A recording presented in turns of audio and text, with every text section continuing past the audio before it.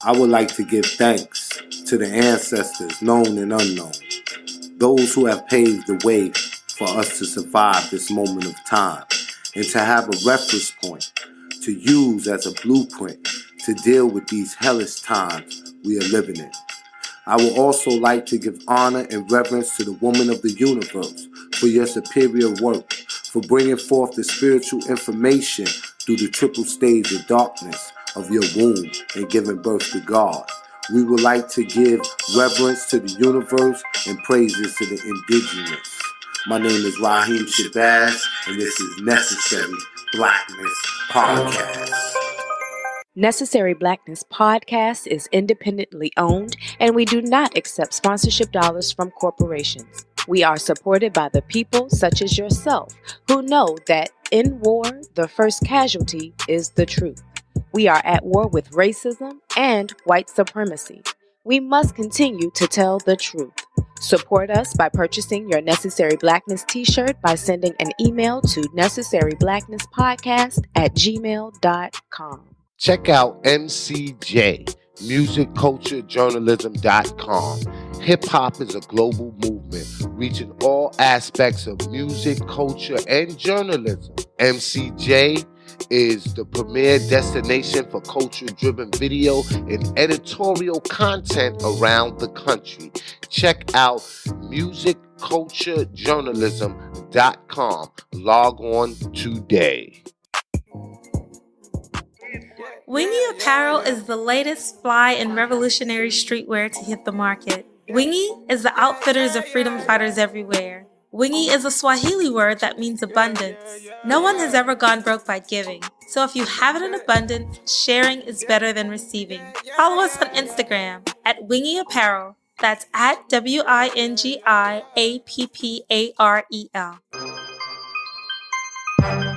Necessary Blackness Podcast, every Wednesday at 6 p.m. with award-winning journalist and filmmaker Raheem Shabazz. This podcast is only for those who are unapologetic, because the mind of the conscious man or woman recognizes no monopoly on truth. Truth is relative and always to be sought. Peace and power, Black family. This is your host, Raheem Shabazz, and we are here for another episode of Necessary Blackness Podcast. Now, many of y'all have been missing me. I took a little hiatus from doing the podcast because I have been busy with other business endeavors. And as you know, when you launch a new business or you're engaged in ongoing business, it takes up a significant amount of time. But nevertheless, I did not forsake my podcast family, those that look forward to the podcast. I also recently took a break and went to Puerto Rico with my music culture journalism family. Shout out to the MCJ family, my man Cheeks, Joe Kelsey, my man Twiz. Actually, Cheeks, Twiz, and myself all have a birthday in the month of August. So we was out there celebrating family, and it was a monumental moment. In fact, I plan on visiting Puerto Rico again in April, late April. I plan on going back out there. So let's discuss what's going on in mainstream news. Just today, we learned that the murderous police that killed Eric Garner 5 years ago was fired by the New York Police Department.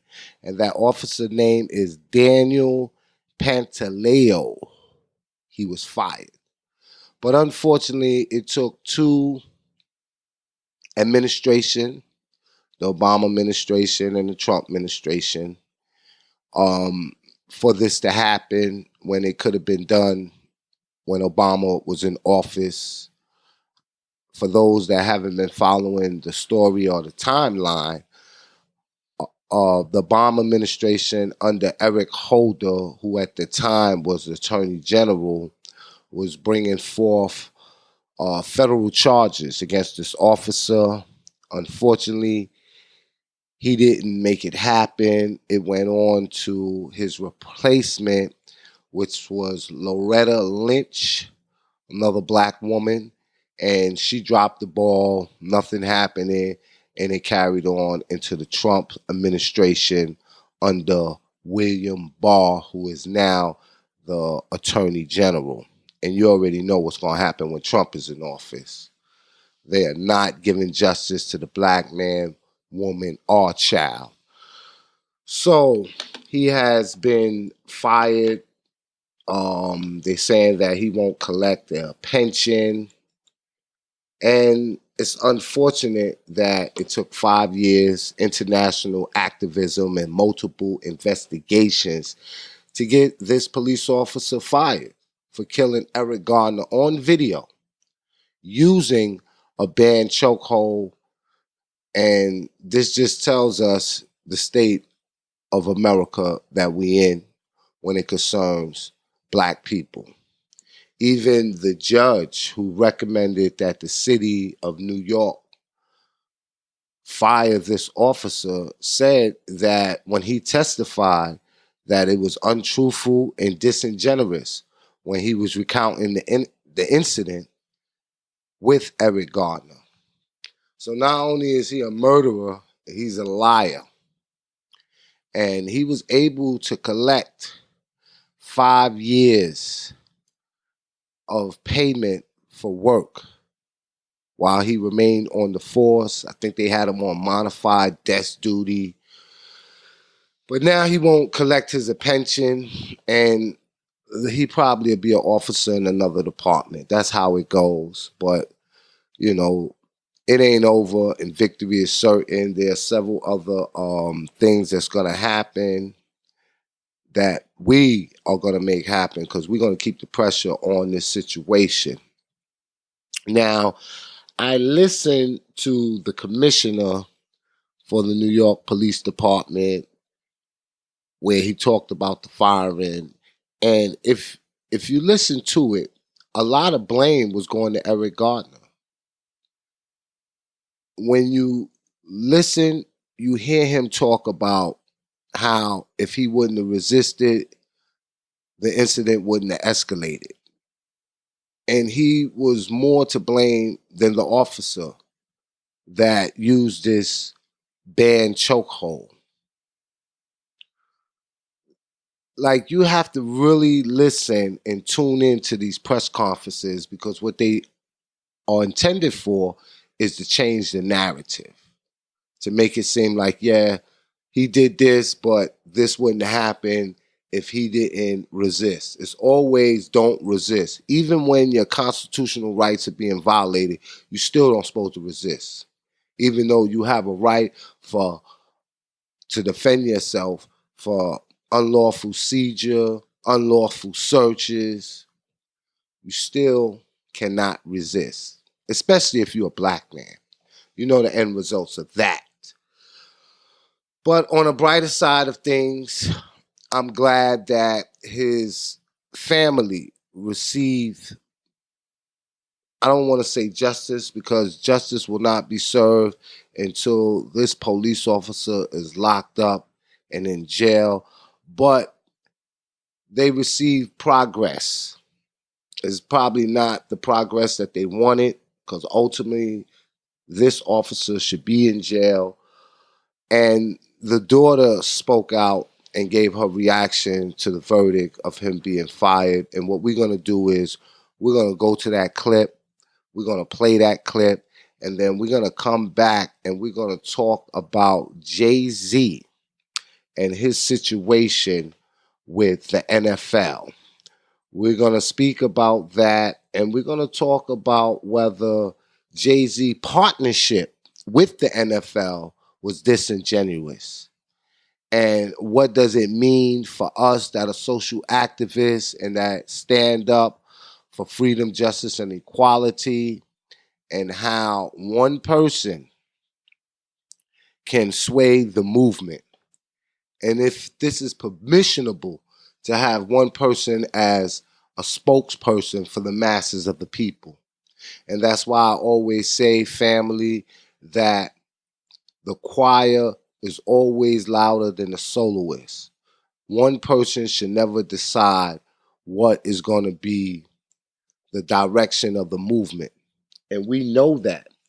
But mainstream media, white America, likes to always pick one person out of the many to act as a spokesperson for our movement that we created, our movement that directly affects us. Any actions, anything that goes on directly affects us, and they put the burden on one person.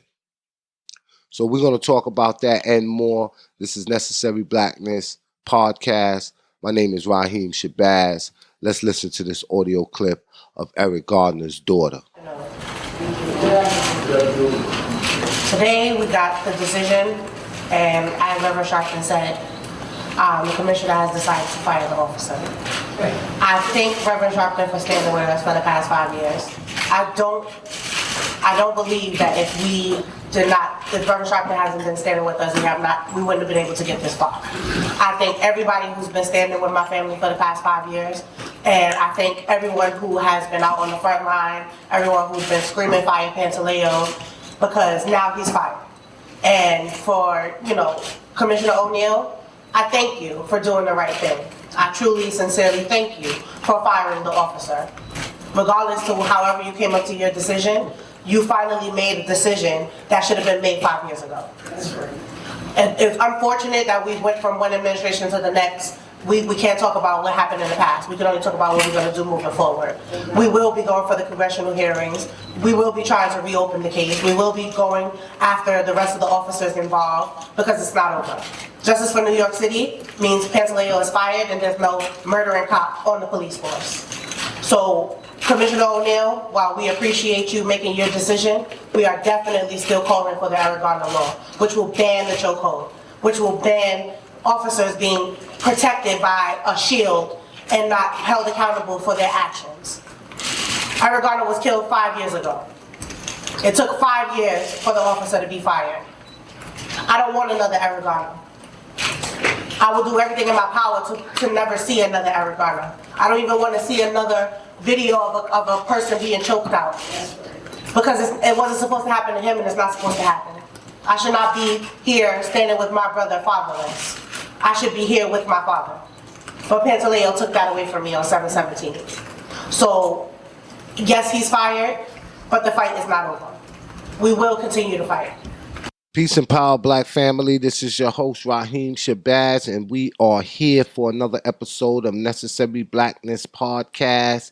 And that excerpt that you just listened to was Eric Garner's daughter, and she was reacting to the verdict from the murderous police that was fired and unfortunately not jailed for murdering her father.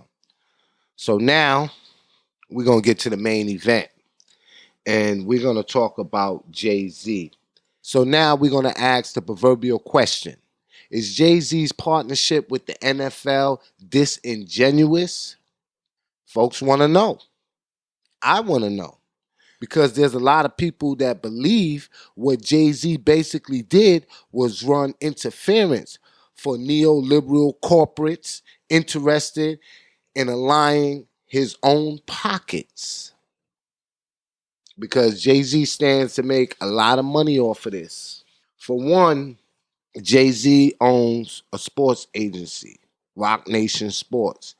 Many of the players that he represents are in the NFL. So he has an invested interest.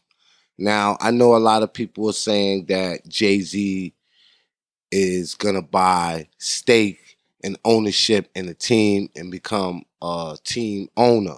Now, to me, that's speculation because there has been no direct source that can verify that this is actually going to happen. But before we get into all that and we get too deep into it, there are several rap artists that are supporting Jay-Z. There's several artists that are not supporting Jay-Z. Vic Mensa, and he believes Jay-Z will hire Colin Kaepernick once he becomes NFL team owner.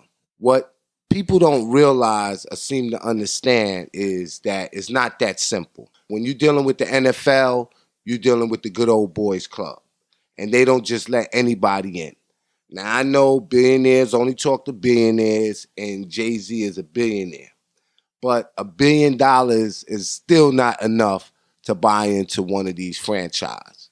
And even if you had the correct amount of money, you don't have the complexion that is needed in order to join that network. And you have to be a certain caliber of individual to be a part of that club. Even Donald Trump, with all the money he amassed and he got, he was not able to buy into the NFL. I don't know if many of y'all know, but Donald Trump tried to buy a team and was denied. He tried to buy the Baltimore Colts when they was going through financial hardship and was struggling. And that didn't work. They wouldn't let him do it. So what he did was he invested in the United States Football League, the USFL. And when he did it at a time where they was really losing a lot of money. But what really happened was the NFL pushed them out, and they had to actually sue the NFL, and they won their lawsuit, and they sued them for violating the anti-monopoly law. And they won, I think it was $163 million that they was in debt. So that money didn't even cover what they won. So eventually that folded. So the NFL is just not letting anybody in. This is the reason why there's no black majority owner. This is the reason why most of the head coaches are all white. This is the reason why most of the general managers are all white. This is a good old boy network. And if you think Jay-Z is going to get involved in this and become a majority owner, then you sadly mistaken. So Vic Mensa, that ain't going to happen. Rapper Freddie Gibbs gave his undenying support to Jay-Z, where he went and did a video where he said, fuck Colin Kaepernick and fuck anybody that doesn't stand with Jay-Z. Yup, he said it, and we got audio to prove it. I'm riding with Jay-Z. Straight up, man. Fuck Colin Kaepernick. All y'all niggas marched for Colin Kaepernick, and he took a settlement and ain't tell y'all what he got or nothing. You know what I'm saying? He settled. So, let it go. Y'all hating on Jay-Z for trying to own something in the NFL, man. Y'all niggas is some motherfucking crabs, bro. Now, once Black Twitter got a hold of what Freddie Gibbs said, Black Twitter went in. Black Twitter does what Black Twitter do. So, Freddie Gibbs, you better be very, very mindful that we living in cancel culture. And everything you say will be held against you. Even if it was 10 years ago, you might be canceled from Black America. Be very, very careful. Now, there are several other artists that are very supportive of Jay-Z's decision to join in a partnership with the NFL. And just a few of them are DJ Khaled, who probably seeking a feature. You have Killer Mike, and you have Ebro from Hot 97. Now, Ebro is giving Jay-Z the benefit of the doubt. But when Jermaine Dupri was putting together a free concert around the NFL Super Bowl, Ebro was going heavy in on him. So, I don't know, man. I guess, the brighter that your star shines, the more prominent people are going to be on your side. But there are those such as Funkmaster Flex that are not too in agreement with what Jay-Z is doing.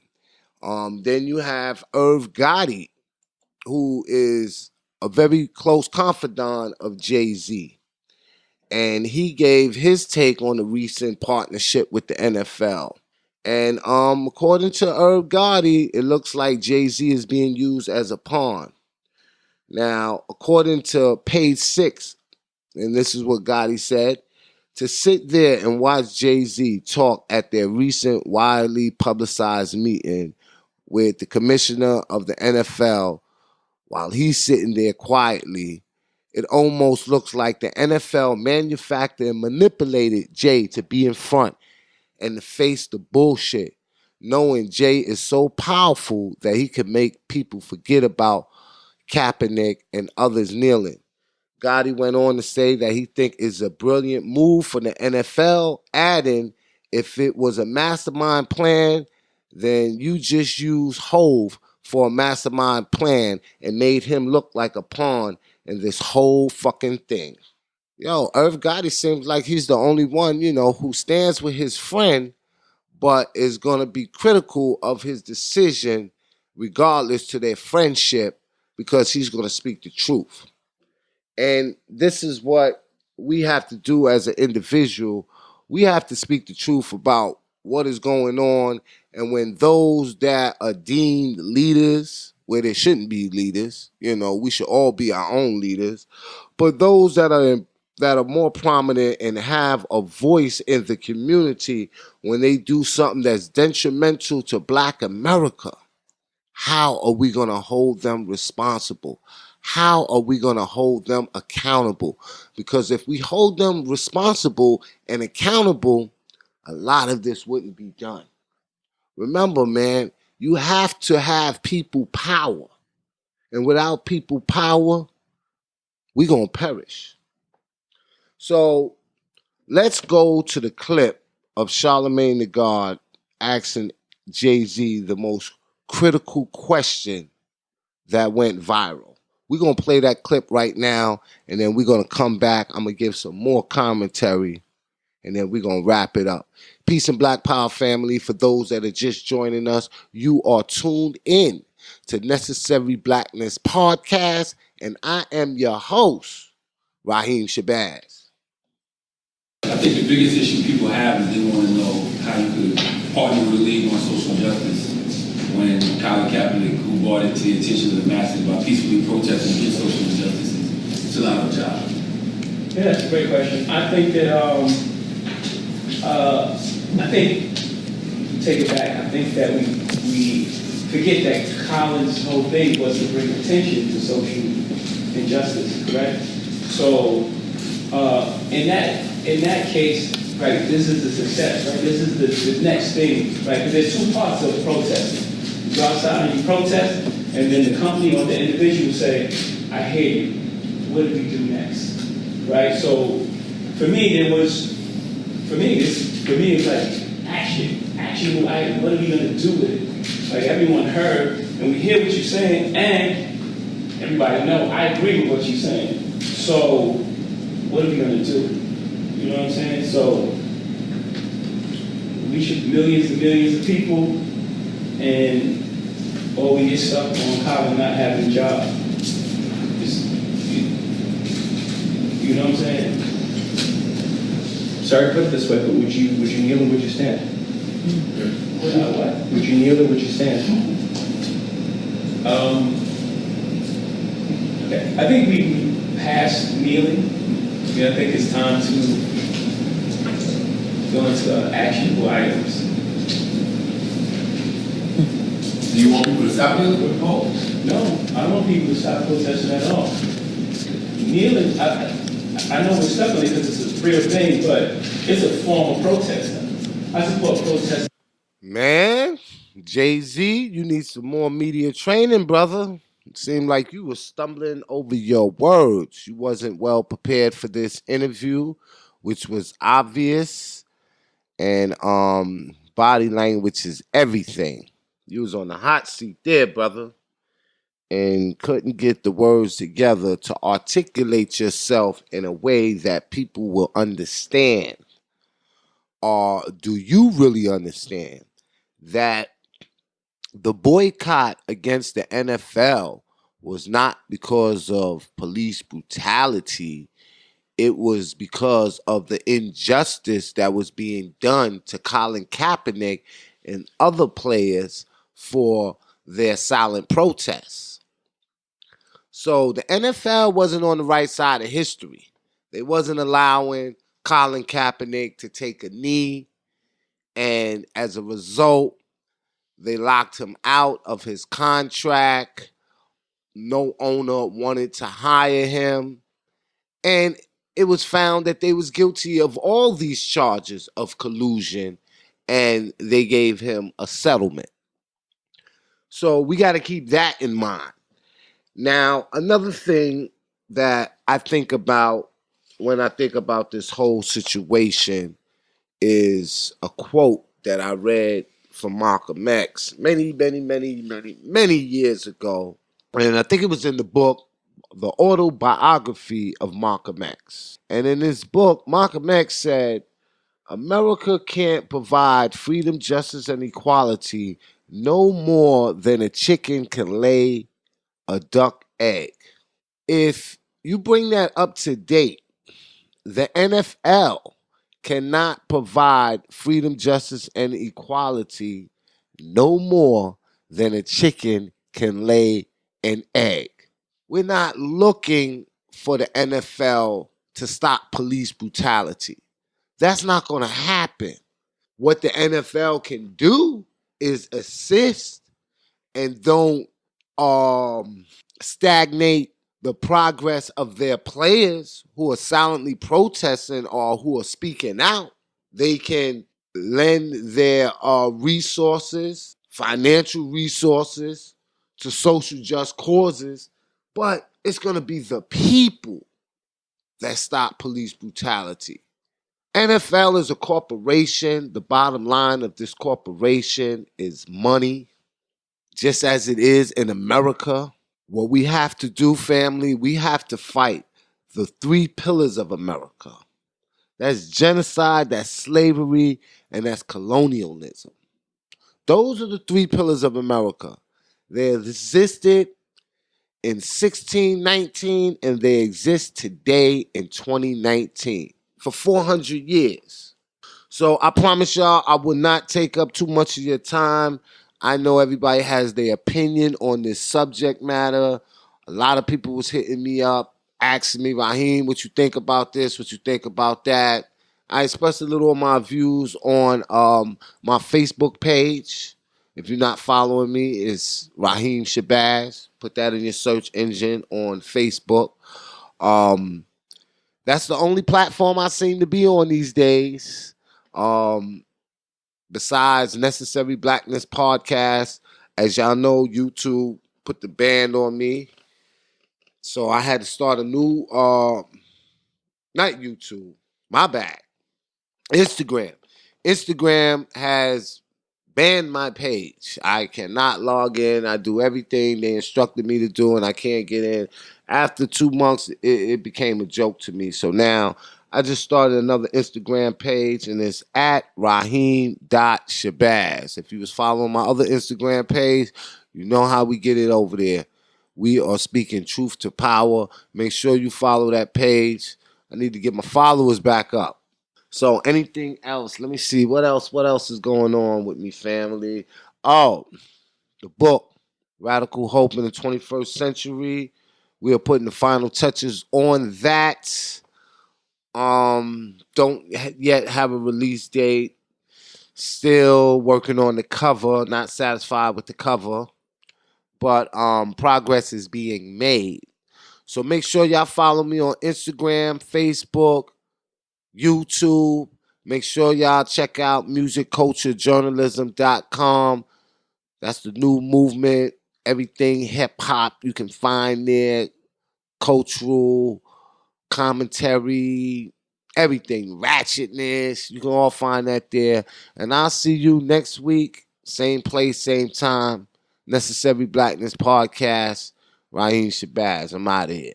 Persons interested in broadcasting a commercial can reach us via email at necessaryblacknesspodcast@gmail.com. Necessary Blackness is distributed on all major podcast platforms: iTunes, Stitcher, iHeart, SoundCloud, Podomatic, and Google Play. We'll also promote your business and product across our various social media networks, reaching over 100,000 people daily. The creators of Elementary Genocide Part 1, The School to Prison Pipeline, and Part 2, The Board of Education versus the Board of Incarceration, present the third installment, Academic Holocaust. Each film produced, directed, and personally funded by writer Raheem Shabazz. Hollywood Chronicles says the documentary Elementary Genocide turns a critical eye towards the dehumanizing educational environment that criminalizes Black and brown youth by funneling them from schools to prisons. If you've learned anything, shared any content, or have received any value from the Elementary Genocide brand, you're going to love Elementary Genocide 3, featuring the likes of Kaba Kemi, David Banner, Shahrazad Ali, Michael Imhotep, and Professor James Small. To help spread this important message to the masses, visit elementarygenocide.com. That's elementarygenocide.com. Please share our cause with your family and friends.